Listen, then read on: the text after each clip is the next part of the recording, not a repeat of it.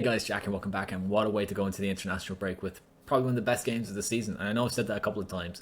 Obviously, last Monday we had the carnage that was the Spurs Chelsea game, but now we're going to talk about Chelsea versus Man City. Let's jump into it. So glad we get to be able to talk about this game. And for the first 20-25 minutes, not much happened. Obviously, Manchester City kept a lot of the possession, but they didn't really do much with it. I thought Chelsea were defending it reasonably well.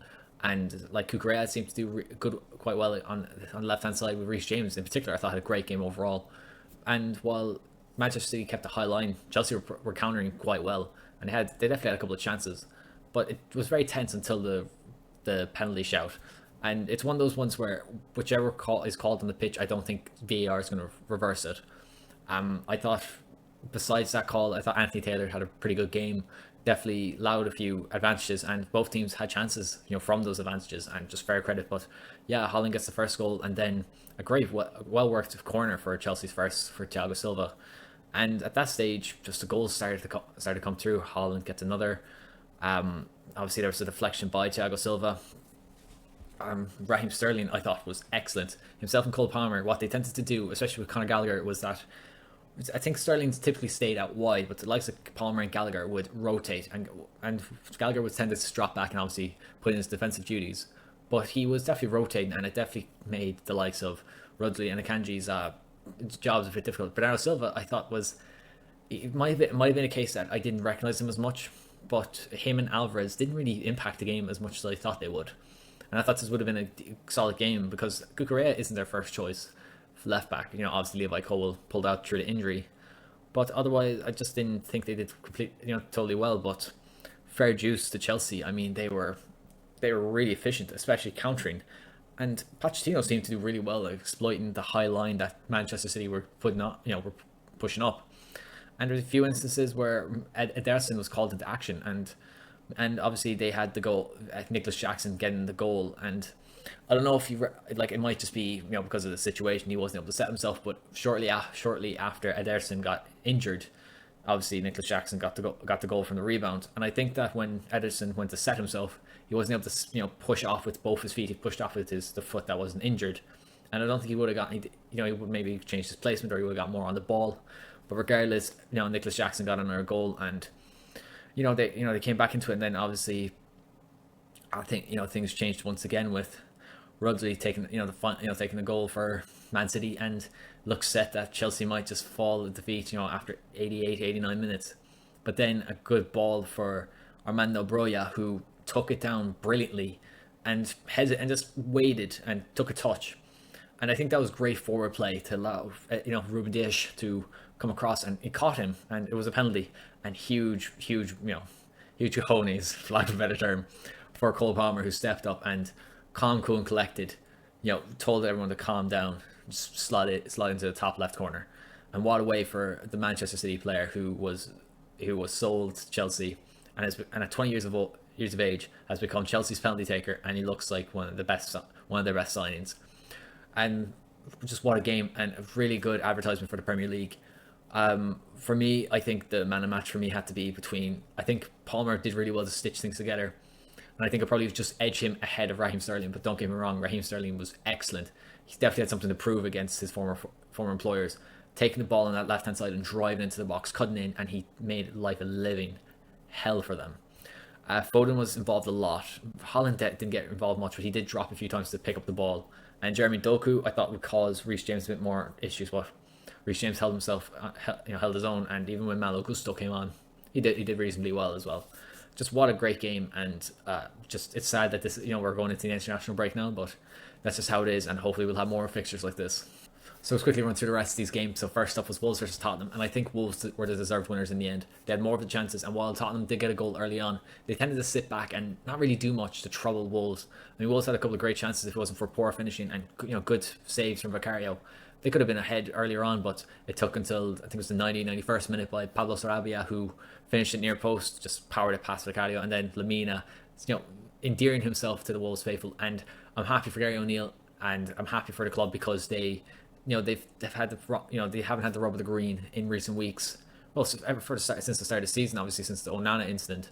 But they've deserved to get this 3 points, and I'm just happy for them. Postecoglou obviously not unhappy with losing the game from a leading position, but that's just what happens. And when you suffer with a lot of players out, you're just gonna have to, these things will happen. Next is Man United Luton, and United had their chances, and I think probably in the end of it all they deserved to win, but they weren't clinical at all. Rashford looked a bit better on that right hand side where he's able to play passes in, but they weren't as clinical as you'd want. Højlund still missing out on getting his first goal, and he looks like he's going to be set to miss a few weeks due to a hamstring issue. Garnacho was a bit wasteful in front of goal, and it took until I think it was the 60th minute when Lindelof just took a shot took a strike from a set piece. Second phase of a set piece. Kaminsky for Luton was brilliant, and they defended resiliently, and they had a couple of chances, with the physicality that Luton have, but it wasn't enough to get a goal. But fair dues to them, huge credit for them, great bravery from the side. Next was Arsenal Burnley, and Arsenal were frightened to begin with. Obviously, Burnley getting a goal to equalise it. Koleosho pushing Tomiyasu, which was a bit embarrassing, not gonna lie. But Trossard was brave to get his first goal. Saliba just was towered above everyone else to get the goal back, and then Zinchenko would have. It's like the scissors kick is really good technique, but just always looks awkward. But fair dues to him. I think great goal by Zinchenko, and Arsenal got the win. And obviously the red card to Fabio Vieira wasn't ideal, but it's one of those ones where it was accidental. There wasn't no malice behind it, but just it was high and it was a red card. Just hopefully that won't be an issue for them now. Next was Everton, Crystal Palace, and Everton did really well in this game.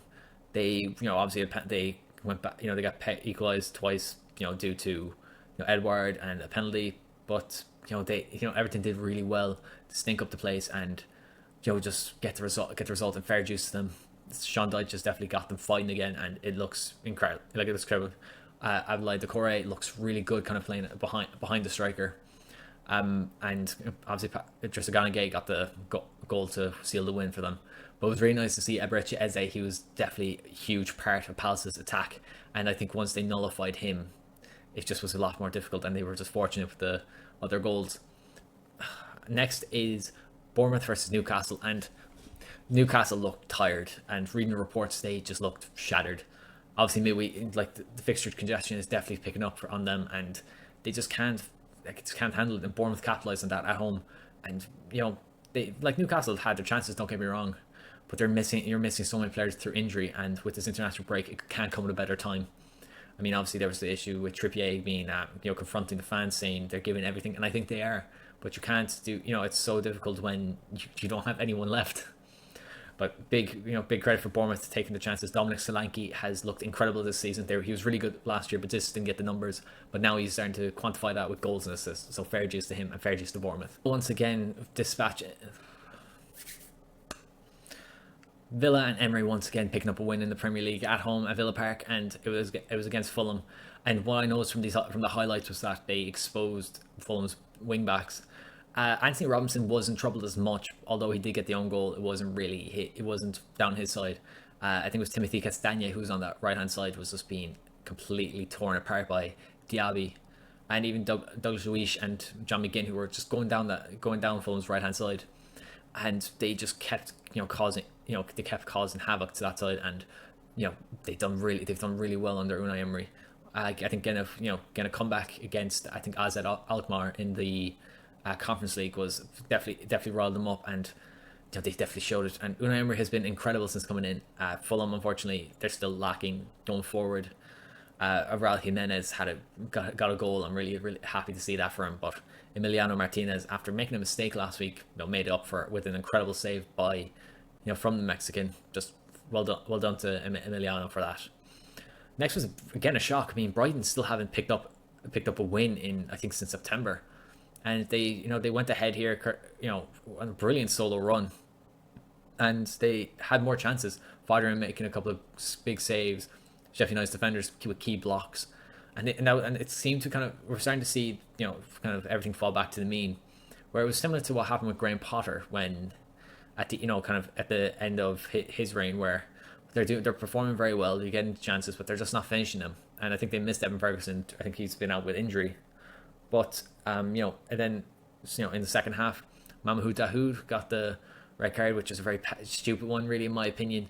Kind of stamped on, I think it was Osborne's leg, and it was a red card. I think just dangerous play, And shortly after they conceded, obviously it's a bit disappointing for Adam Webster to concede such an own goal, but that just happens sometimes.